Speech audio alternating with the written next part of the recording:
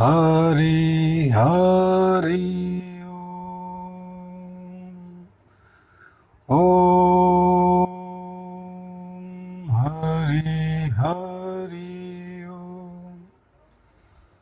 ध्यान मूलम गुरुमूर्ति पूजा मूलम गुरुपदम मंत्र मूलम गुरुवाक्यम मोक्ष मूलम गुरु कृपा। ओम शांति शांति शांति। वासुदेव सुतं देवं कंस चाणूरमर्दनं देवकी परमानंदं कृष्णं वंदे जगद्गुरुम्। ओम शांति शांति शांति।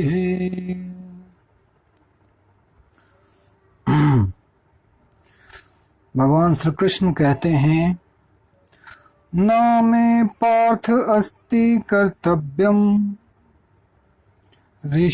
त्रिषु लोकेषु किंचन न वाप्तव्यम वर्ते एव च कर्मणि। हे प्रथापुत्र, तीनों लोकों में मेरे लिए कोई भी कर्म नियत नहीं है, कोई भी कर्म फिक्स नहीं है, ना मुझे किसी वस्तु का अभाव है और ना आवश्यकता ही है। मैं तो नियत कर्म करने में तत्पर रहता हूँ। नियत कर्म आप कैसे कर सकते हैं? भगवान श्री कृष्ण इसकी चर्चा करते हैं। कहते हैं कि मैं अपने आप में पूर्ण हूँ, मेरी दृष्टि अधूरी नहीं है। लोग किसी घटना को, किसी परिस्थिति को अपने चश्मे से देखते हैं, वो पूरी परिस्थिति देखते ही नहीं कि पूरी परिस्थिति कैसी है। अगर पिता आप पे गुस्सा कर रहे हैं तो आपको उसकी पूरी परिस्थिति देखनी पड़ेगी। कोई आपको प्रेम प्रदर्शित कर रहा है तो उसकी पूरे समग्र सिस्टम को देखना होगा। हम बस आंशिक रूप से देखते हैं। हम देखते हैं कि 6 किस तरह से लिखा हुआ है। हो सकता है मेरे लिए वो 6 हो और सामने वाले के लिए वो 9 जैसा दिखे। तो भगवान कहते हैं कि मेरे लिए कोई कर्म नियत नहीं है, क्योंकि मैं पूर्ण हूँ। मुझे किसी वस्तु का अभाव नहीं है, मैं अभाव में नहीं जीता। भाव ग्राही जनार्दन, समस्त भाव मुझसे प्रकट होते हैं, समस्त वस्तुएं मुझसे प्रकट होती हैं और मुझ में ही विलीन हो जाती है। फिर भी न मैं प्रकट होता हूँ न विलीन होता हूँ। मुझ में कोई परिवर्तन नहीं होता, मुझ में कोई अभाव नहीं होता। मैं भिखारी की तरह कोई कर्म नहीं करता। मैं कर्म इसलिए नहीं करता क्योंकि मुझे उससे कुछ चाहिए, क्योंकि मुझे कुछ नहीं चाहिए। मैं अपने आप में तृप्त हूँ, मैं अपने आप में पूर्ण हूँ, मैं अपने आप में आनंदित हूँ। और एक ज्ञानी पुरुष भी वैसे ही आचरण करता है। वो कर्म इसलिए नहीं करता कि कर्म से उसे कुछ उपलब्ध होने वाला है, क्योंकि कर्म से जो उपलब्ध होगा वो आज न कल नष्ट हो जाने वाला है। जो आज अभी उपस्थित नहीं है उसकी कोई गारंटी नहीं कल भी वो उपस्थित रहेगा। आप उसे उत्पन्न तो कर सकते हो, लेकिन उसका भी एक टाइम पीरियड होगा, उसका भी एक्सपायरी डेट होगा। जीवन का एक एक्सपायरी डेट है, वस्तुओं का एक एक्सपायरी डेट है, सेवाओं का एक एक्सपायरी डेट है। अगर मैं इस मोबाइल में रिचार्ज ना कराऊं तो इस मोबाइल का नेटवर्क काम नहीं करेगा, इंटरनेट में इस्तेमाल नहीं कर सकता। तो जब हम किसी घटना को, किसी परिस्थिति को आंशिक रूप से देखते हैं, अहंकार ग्रस्त होकर देखते हैं, तो हम समग्र स्वरूप को नहीं देख पाते। और जब समग्रता से हम जीवन में प्रवेश नहीं करते तो हमारे सारे कार्य जो होते हैं वो खंड खंड होते हैं, टुकड़े टुकड़े में होते हैं, वो अहंकार से प्रेरित होते हैं। लेकिन भगवान श्री कृष्ण कहते हैं कि मैं तो पूर्ण हूँ, समस्त नियंताओं के नियंता हूँ मैं, और विशिष्ट लोकपालों में सबसे महान हूँ, सबसे अभिन्न हूँ, मैं श्रेष्ठ हूँ। वो उस अर्थ में श्रेष्ठ नहीं कहते क्योंकि तुलना के लिए कोई है ही नहीं, उनसे बाहर कुछ है ही नहीं, न अच्छा न बुरा, कुछ भी उनसे बाहर नहीं है। वो सागर हैं और सागर में हर तरह के पत्थर, हर तरह के जीव, हर तरह की प्राणी, हर तरह के अच्छे बुरे प्राणी उपस्थित हैं। कृष्ण कहते हैं कि मैं अनंत हूँ, मैं पूर्ण हूँ, और मेरे जो कर्म हैं वो किसी इच्छा से, किसी वासना से, कुछ प्राप्त करने की प्रेरणा से प्रेरित नहीं है। मेरा कर्म जो है मेरी लीला है, मेरा स्वभाव है, मेरे पूर्णता का प्रकटीकरण है। फूल का कर्म सुगंध देना है, लेकिन वो इसकी प्रतीक्षा नहीं करता कि लोग आएं, तालियां बजाएं, उस पे कविताएं लिखें उसकी खूबसूरती पे। वो चाहे जंगल में हो चाहे आपके गमले में हो, फर्क नहीं पड़ता, वो अपने स्वभाव में जीता है। भगवान श्री कृष्ण भी कहते हैं कि हे प्रथापुत्र, तीनों लोकों में मेरे लिए कोई भी कर्म नियत नहीं है, ना मुझे किसी वस्तु का अभाव है और ना आवश्यकता है। आवश्यकता भी नहीं है। हमें तो इच्छा और आवश्यकताओं का अंतर समझना पड़ेगा। एक इच्छा होती है जो मन की होती है, जो जरूरी नहीं आवश्यकता हो। आपकी आवश्यकता है भोजन, लेकिन उस भोजन में आप जब इच्छा का प्रवेश करते हैं तो फिर वैरायटीज आती हैं, फिर अलग अलग डिशेज आते हैं। आज ये खाने की इच्छा है, भूख तो रोटी से भी मिट जाती है, लेकिन स्वाद वो रोटी ही नहीं चाहिए, रोटी के अलावा भी बहुत कुछ चाहिए। अलग तरह की सब्जियां, अलग तरह के व्यंजन, अलग तरह का स्वाद। और इस आदमी स्वाद के लिए ज़्यादा अगर जीता है तो वो अपनी आवश्यकता को इच्छाओं में कन्वर्ट कर देता है। और इच्छाएं, किसी भी फील्ड में आप इच्छाओं को लगाते हैं तो वो आपको पूर्णता की तरफ नहीं ले जाता, वो आपको स्टेप बाय स्टेप एक मृग मरीचिका में, जैसे कि कहते हैं कि मृग मरुस्थल में इसलिए इस उम्मीद से दौड़ता है कि सामने कहीं जल है, हालांकि जल होता नहीं है, उसे भ्रम होता है कि कहीं जल है। तो हमारा जीवन भी उन्हीं सब इच्छाओं में गति करते रहता है। सुख की इच्छा, प्रसिद्धि की इच्छा, नाम की इच्छा, दौलत की इच्छा, बहुत ज़्यादा दौलत हो, कितनी दौलत हो इसका कोई लिमिटेशन नहीं है। पूरा जीवन जो व्यक्ति का है वो अपूर्णता की कहानी। कहते हैं अगर आप सच्चे प्रेम में होंगे तो आपकी कोई इच्छा नहीं होगी, इच्छाहीन हो जाओगे, तब आप आनंद के स्रोत हो जाओगे। तब जो भी करोगे वो आनंद से करोगे, आनंद के लिए नहीं करोगे, सुख प्राप्ति के लिए नहीं करोगे। आनंदित होकर किया गया कर्म परमात्मा के करीब ले जाता है, क्योंकि परमात्मा पूर्ण है। और जब आप उस पूर्ण से मिलना चाहते हैं तो आपके अंदर भी पूर्णता का अवतरण होना चाहिए, आपके चित्त में भी पूर्णता आनी चाहिए। अगर चित्त आपकी इच्छाओं में, वासनाओं में, कामनाओं में उलझा हुआ है तो कभी भी पूर्ण नहीं हो सकता और पूर्णता का अनुभव नहीं कर सकता। एक अपराधी था, उसे फांसी की सजा दी जा रही थी, तो उससे आखिरी इच्छा पूछी गई कि तुम्हारी फांसी हो रही है, तुम्हारी आखिरी इच्छा क्या है? तो उसने कहा कि मैं अपनी माँ से मिलना चाहता हूँ। न्यायाधीश को ऐसा कुछ अनुचित मांग तो लगी नहीं। उसकी माँ उससे मिलने आई और कहता है माँ से गले लग के फूट फूट के रोया और उसने अपनी माँ के कान काट लिए, मुंह से उसके कान काट लिए। न्यायाधीश ने पूछा तुमने ऐसा क्यों किया? उसने कहा कि मेरी माँ ने मुझे कभी रोका ही नहीं, मैंने कुछ गलत किया और मेरी माँ ने कभी भी मुझे डांटा नहीं, कभी फटकारा नहीं। स्कूल से मैं एक पेंसिल चुरा के लाया था और माँ मुझे कुछ नहीं बोली। फिर धीरे धीरे मैं चोरियां करते रहा, डकैती करते रहा, आज मेरी स्थिति है, आज मेरा ये फल है कि मुझे फांसी हो रही। तो कहीं ना कहीं मेरी माँ भी इस अपराध में सम्मिलित है, मैं बस उसे थोड़ी सी उसे सजा दे रहा था, अपनी सजा का बस थोड़ा सा हिस्सा उसे समर्पित कर रहा था। तो जब आप किसी घटना को, किसी परिस्थिति को सिर्फ मोहवश देखते हैं, सिर्फ अहंकार ग्रस्त होकर देखते हैं, तो आप उस घटना में अपूर्णता डाल देते हैं, फिर उसमें अशुद्धि आ जाती है, फिर उसका जो फल होता है वो समग्र समाज के लिए अशुद्ध हो जाता है, समग्र समाज उससे प्रताड़ित होता है। हिटलर को पेंटिंग का शौक था, लेकिन उसे किसी कॉलेज में एडमिशन नहीं मिला। वो क्रिएटिव बंदा हो सकता था, लेकिन वो क्रिएटिव नहीं हो पाया क्योंकि उसे समाज ने अवसर ही नहीं दिया। तो उसकी जो ऊर्जा थी, क्रिएटिव एनर्जी ऊर्जा थी, जो हिटलर की जो सृजनात्मक ऊर्जा थी, जिसमें वो कई तरह की रचनाएं करता, पेंटिंग करता, सुंदर प्रकृति के चित्र बनाता, पता नहीं हो सकता है वो बहुत बड़ा चित्रकार होता, लेकिन उसकी संभावना की हत्या इस समाज ने कर दी। और आप जानते हैं हिटलर कितना बड़ा तनाशाह हुआ, कितने यहूदियों को एक साथ जला दिया गया, हत्या कर दी गई। तो जब आप किसी घटना को समग्रता से नहीं देखते, समग्रता से जीते नहीं हैं, तो जीवन अभाव से प्रकट होता है। जीवन की सारी गतिविधि अभाव से चलती है।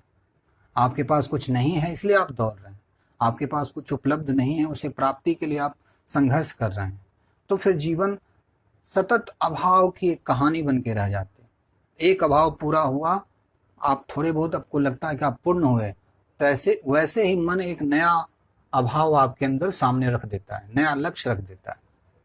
तो कृष्ण उस अभाव में नहीं जीते, वो भाव पूर्ण है, वो पूर्ण है। पूर्ण व्यक्ति कोई इच्छा नहीं करता, पूर्ण व्यक्ति बस अपने स्वभाव में जीता है। उसे साम्राज्य नहीं चाहिए, उसका जो कर्तव्य है वो कर्तव्य निभाता है, लेकिन अंदर से वो जानता है कि उसे संसार से कुछ नहीं चाहिए, संसार से उसे कोई आसक्ति नहीं। और हमारे जितने कर्म हैं, हम लोग जो कर्म करते हैं वो आसक्तिपूर्ण है, वो मोहपूर्ण है। अगर मेरा बेटा या मेरा परिवार गलत है तो भी मैं उसके साथ रहूं, ये मोह है। तब तो विभीषण कभी भी रावण का साथ नहीं छोड़ता। विभीषण रावण जैसे शक्तिशाली राक्षस का, जो समस्त लोगों का विजेता था, उसका भाई था, उसे सत्ता सुख मिल रहा था, आराम से खाता पीता रहता, लेकिन सत्य के लिए उसने अपने भाई को भी त्याग दिया। प्रहलाद ने अपने पिता तक को चैलेंज किया, पिता ने कहा कि मैं ही ईश्वर हूँ, मैं सर्वे सर्वा हूँ। और अहंकार ये कहने में बड़ा आनंदित महसूस करता है, बड़ा शक्तिशाली महसूस करता है कि मैं ही सब कुछ हूँ, पूरी दुनिया मेरी मुट्ठी में, मेरे कंट्रोल में। तो प्रहलाद के पिता को भी ये भ्रम हो गया था कि मैं पूरे विश्व का, मुझे मारा नहीं जा सकता, मैंने ऐसा वरदान पाया है कि ना देवता हरा सकते हैं ना असुर हरा सकते हैं। एक तरह से वो मिथ्या अभिमान में चल रहा था, लेकिन उसे भी प्रहलाद ने चुनौती दी, क्योंकि प्रहलाद जानता था कि उसके पिता पूर्ण नहीं है। जो पूर्णता वो शरीर के माध्यम से या शक्ति के माध्यम से या सांसारिक साधना के माध्यम से प्राप्त करना चाहता था, वो पूर्णता थी ही नहीं। भगवान श्री कृष्ण कहते हैं कि मैं पूर्ण हूं, इसलिए मुझे कोई प्रेशर देकर मैं कोई कर्म नहीं करता, मैं किसी बाध्यता से या किसी अभाववश कर्म में प्रवेश नहीं करता। कर्म मेरे लिए लीला है, कर्म मेरे लिए खेल है। अगर मैं ये ना करूं तो सृष्टि का संतुलन खत्म हो जाएगा, पूरी सृष्टि उसी की गतिविधि, सृष्टि में उसी के नियम, उसी का परम नियम कार्य कर रहा है। भगवान कहते हैं कि मुझे किसी की आवश्यकता नहीं है, फिर भी मैं नियत कर्म करता हूं। जो नियत कर्म है, जो मेरा एक सृष्टिकर्ता के रूप में जो कर्म है, उस कर्म को मैं करता हूं। कृष्ण एक तरह से क्षत्रिय हैं, युद्ध नहीं करते, लेकिन क्षत्रिय धर्म का निर्वाह करते हैं। भगवान श्री कृष्ण कहते हैं, यदि ही अहम न वर्तव्यम जातु कर्माणि अतीन्द्रियतः मम वर्तम अनुवर्तन्ते मनुष्याः पार्थ सर्वशः। क्योंकि यदि मैं नियत कर्मों का सावधानी पूर्वक संधान ना करूं तो हे पार्थ, यह निश्चित है कि सारे मनुष्य मेरे पथ का ही अनुगमन करेंगे। क्योंकि परमात्मा मूल स्वभाव है हम लोगों का। हमारा जो मूल स्वभाव है जीवन का, मनुष्य का जो मूल नेचर है, वो क्या है कि हम सत्य रहें, हमसे कोई झूठ ना बोले, हमारे साथ कोई मिथ्या आचरण ना करे, सदा हमें सत्य की जानकारी हो। इसलिए तो इतने सारे न्यूज़ चैनल हैं, और न्यूज़ चैनल कम है, व्यू चैनल ज़्यादा हैं।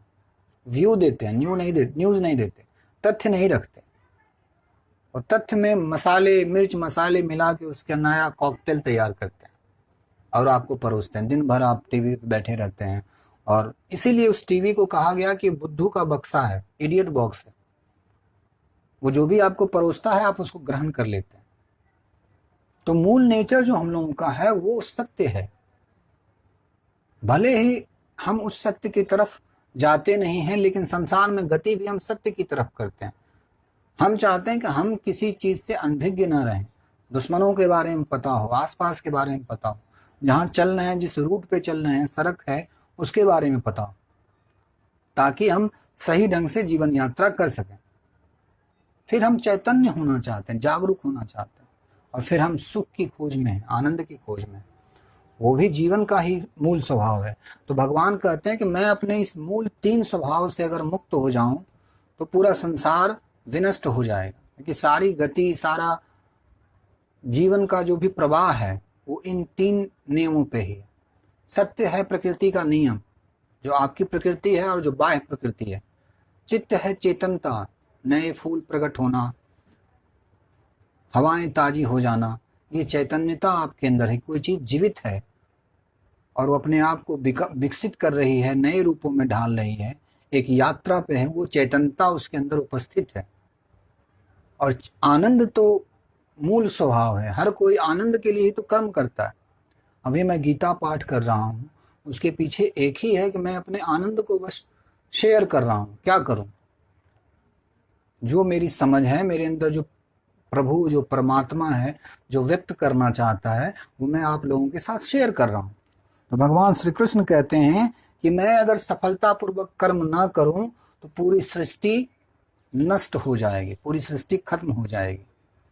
सृष्टि का जो प्रेरणा स्रोत है वो मूलतः आनंद की खोज है, मूलतः स्वतंत्रता की खोज है, मूलतः सत्य की खोज है। यही प्रेरणा हर जीव में है, चाहे वो चोर हो, चाहे वो साधु हो, चाहे वो नेता हो, चाहे वो अभिनेता हो, किसी भी फील्ड में हो, वो आनंद के लिए कर्म करता है, वो सत्य के लिए कर्म करता है। हाँ, उसके तरीके उसे असत्य में ले जाते हैं, उसके तरीके उसे भ्रम में ले जाते हैं।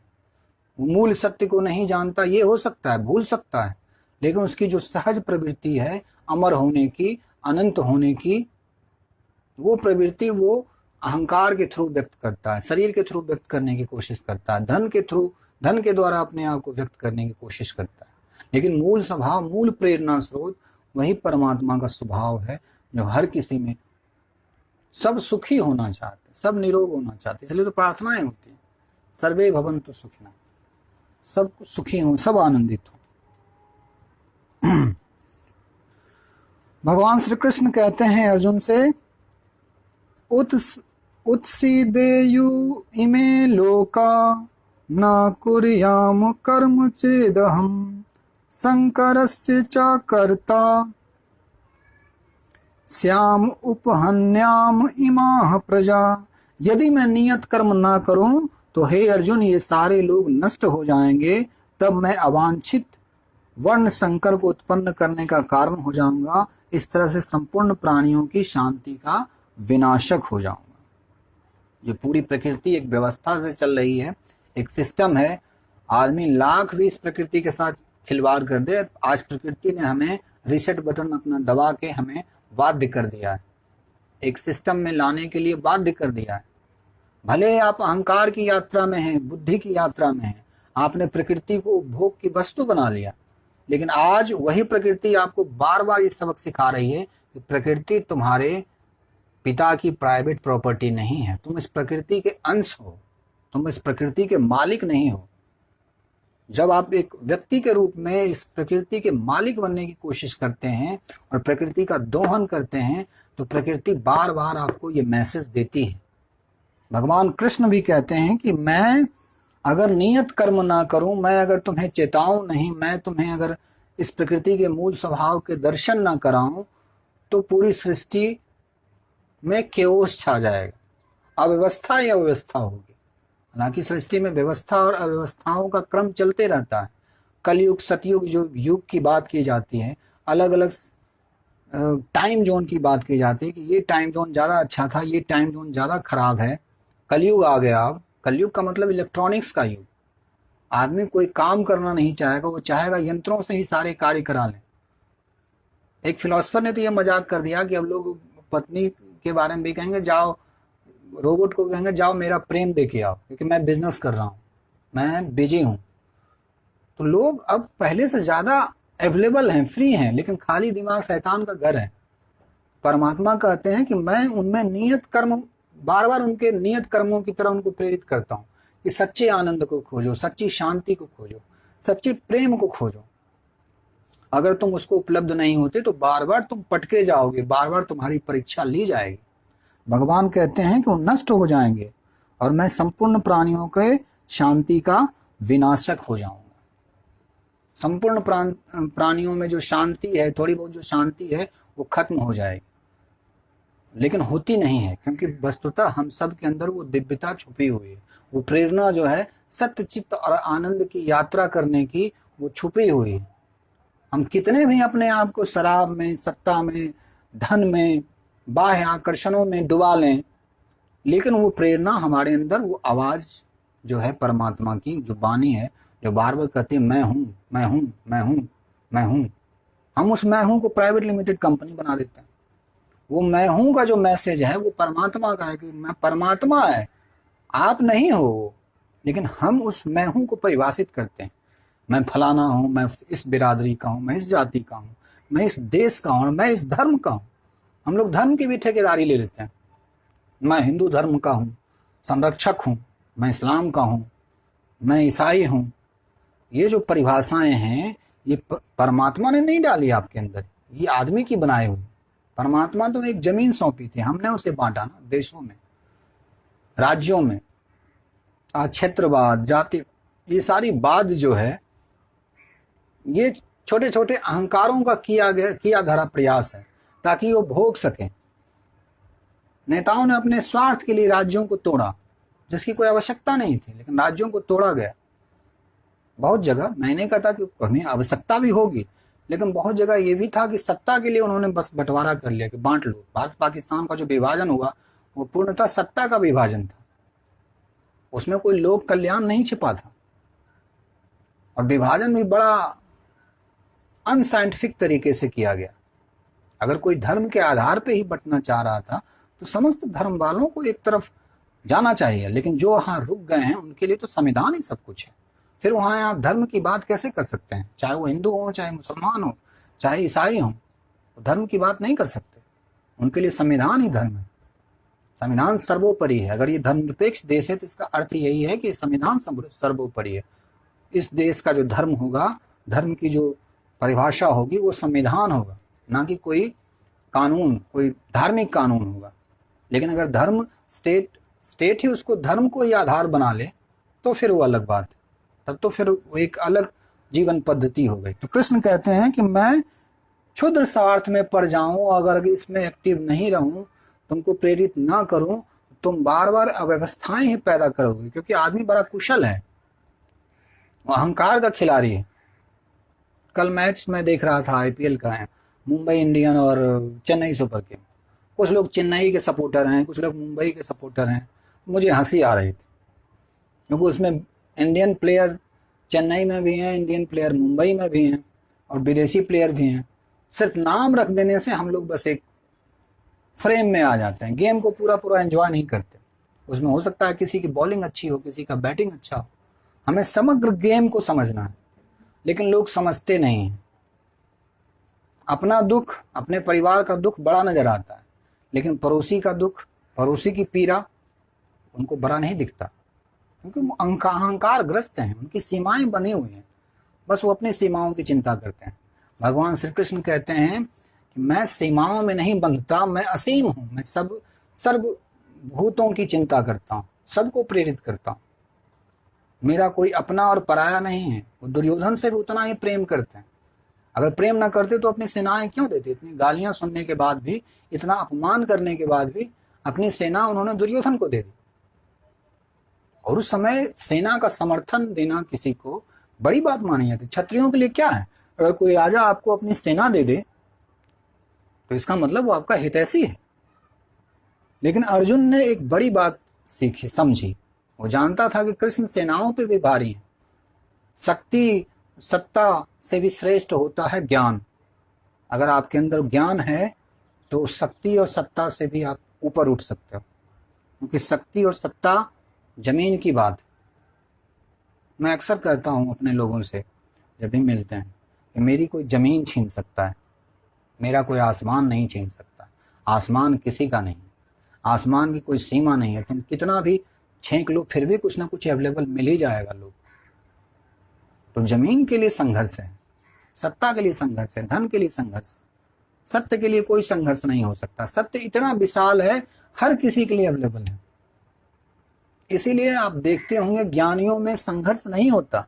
अगर ज्ञानी लोग भी संघर्ष करें, वाद विवाद करें, वहां पे भी हार जीत हो तो समझें कि वो ज्ञानी नहीं, वो अज्ञानी है।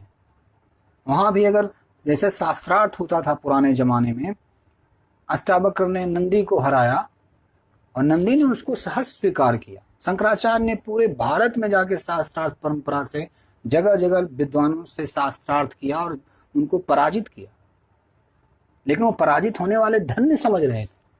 उनको लगा कि सत्य का नया आयाम खुला, नया आकाश उपलब्ध हुआ। वो बड़े अनुग्रहित थे। वो ऐसा नहीं थे कि जैसे कोई हार जाने के बाद अहंकार में उसका कॉन्फिडेंस टूट जाता है, वो इन्फिनिटी कॉम्प्लेक्स में आ जाता है, आत्महीनता में आ जाता है, वैसी बात नहीं थी। तो ज्ञान का जो क्षेत्र है वो इतना विशाल है, इतना अनंत है कि वहाँ सबको स्वीकार किया जाता है। लेकिन हाँ, जमीनें निश्चित हैं, उसके लिए रूस और दूसरे कंट्री में युद्ध होता है, उसके लिए चाइना और इंडिया में झगड़ा होता है, पाकिस्तान और इंडिया में झगड़ा होता है, क्योंकि वो जमीनों का झगड़ा है, वो सत्ता का झगड़ा है, वो धन का झगड़ा है। सारे झगड़े अहंकार के हैं, सारे झगड़े सीमाओं के हैं। तो आप क्या कहेंगे कि इन सीमाओं को छोड़ दिया जाए? मैं नहीं कहता। सीमाओं को स्वीकार करें, लेकिन सीमाएं ही कुछ नहीं है, सब कुछ नहीं है। मिट्टी ही सब कुछ नहीं है, दिया महत्वपूर्ण है। मिट्टी का जो दिया बना है उसमें तेल है, उसमें बाती है, वो है तो जमीन से जुड़ा हुआ, लेकिन उसके अंदर जो प्रकाश है वो समस्त लोगों को आलोकित करता है।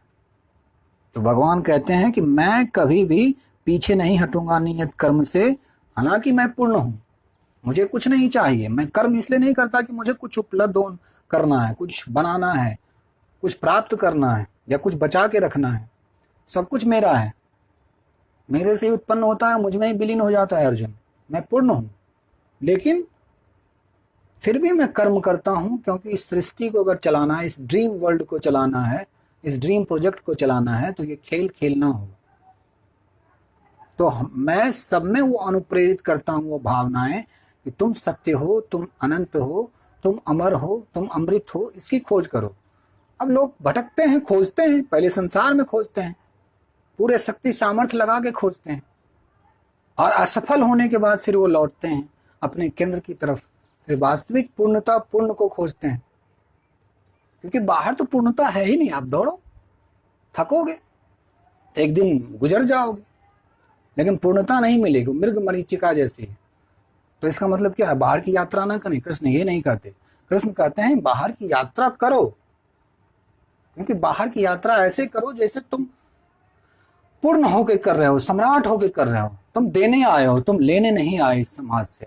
बुद्ध जब निकलते हैं तो सम्राट भी उनको देख के डर जाते थे। ये व्यक्ति इतना निर्भीक, अभय, चेहरे पे इतनी दिव्यता, सम्राट भी दीनहीन नजर आता था उनके सामने, क्योंकि सम्राट को भी अपने साम्राज्य की चिंता है, बुद्ध को किसी की चिंता नहीं।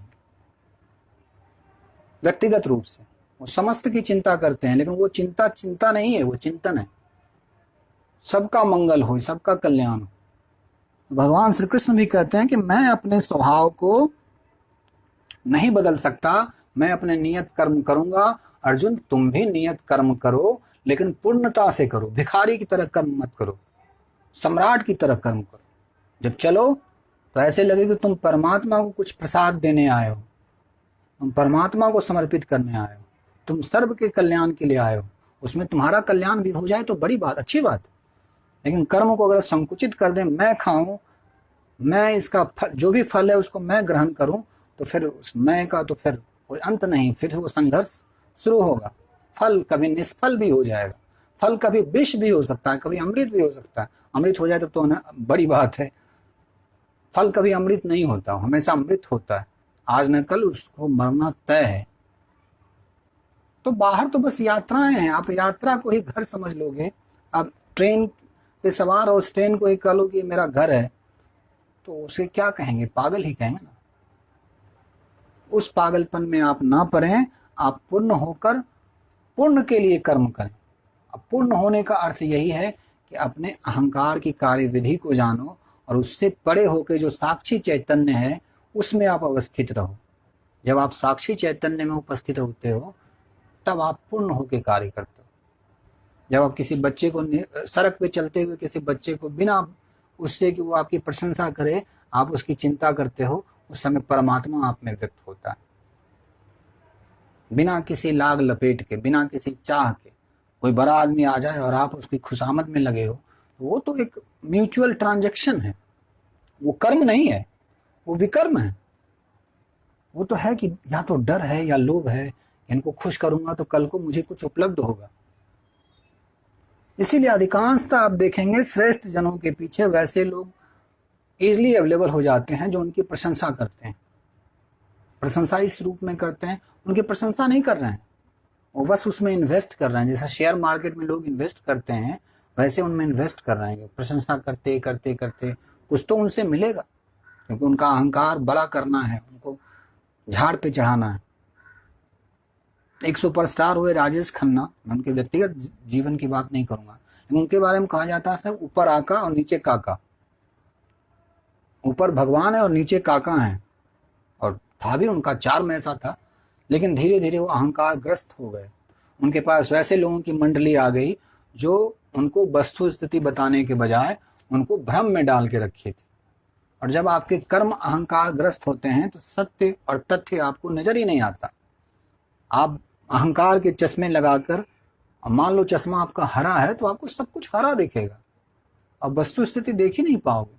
किसी को पीलिया हो जाए तो पीला नजर आता है, या किसी को कलर ब्लाइंडनेस हो जाए। राजेश खन्ना के साथ भी वही हुआ, वो बर्दाश्त नहीं कर पाए अमिताभ का आगमन, वो परिवर्तन को देख ही नहीं पाए, वही लटके झटके वो चलाते रहे, जबकि समय बदल चुका था, इमरजेंसी का गुस्सा था। और जब तक राजेश खन्ना एक्शन मोड में आए तब तक कहानी निकल चुकी थी, और बाद में राजेश खन्ना डिप्रेशन में चले गए। उनके सारे मित्र, सारे मंडली वाले धीरे धीरे उनसे कटते चले गए, क्योंकि चमकते सूरज को हर कोई सलाम करता है। तो लोग इसको बर्दाश्त नहीं कर पाते, अपने कर्म को, अपने पैशन को, अपने प्रोफेशन को। आप अहंकार ग्रस्त होकर कर्म करते हैं तो धीरे धीरे आप मोह में पड़ जाते हैं। फिर आपके पास वैसे लोगों की मंडली, सलाहकारों की मंडली होगी जो आपको भ्रम में डालें, क्योंकि आप खुद ही चाहते हैं कि आपको कोई भ्रम में डाले, आपके कोई अहंकार को सहलाए। आप उस व्यक्ति को अपने पास भटकने नहीं देंगे जो आपकी आलोचना करे। सही है गलत है वो तो फिर दूसरी बात है, लेकिन आलोचना करने वाले को आप अपने निकट नहीं रहना देना चाहते, क्योंकि आपका अहंकार टूटता है, आपका गुमान टूटता है, आपका ब्रांड वैल्यू गिरता है, और आपको बड़ा बुरा लगता है। आपने उसे बड़ी जतन से पाला है, उसको पकड़ के रखा है, उसको आप छोड़ना नहीं चाहते। और कृष्ण कहते हैं कि उसको छोड़ दो, जब तक तुम उसको छोड़ोगे नहीं तुम पूर्णता को उपलब्ध होगे ही नहीं। पूर्णता तो बैठी है तुम्हारे अंदर, तुम बस सपनों में खोए हुए हो। तो आज के लिए इस सत्संग में आप सबों का बहुत बहुत आभार, अभिनंदन। इसको मैं यहीं विराम देता हूं, और कल भी ये प्रसंग जारी रहेगा। आप सबों का दिन मंगलमय हो, शुभ हो, ऐसी कामना करता हूं। सर्वेषां स्वस्तिर्भवतु, सर्वेषां शान्तिर्भवतु, सर्वेषां पूर्णं भवतु, सर्वेषां मङ्गलं भवतु, सर्वे भवन्तु सुखिनः, सर्वे सन्तु निरामया, सर्वे भद्राणि पश्यन्तु, मा कश्चित् दुख भाग् भवेत्। ओम शांति शांति शांति। श्री राम कृष्णार्पणमस्तु। हरि ओम। धन्यवाद। आप सबों का दिन मंगलमय हो। बहुत बहुत आभार। धन्यवाद। इति।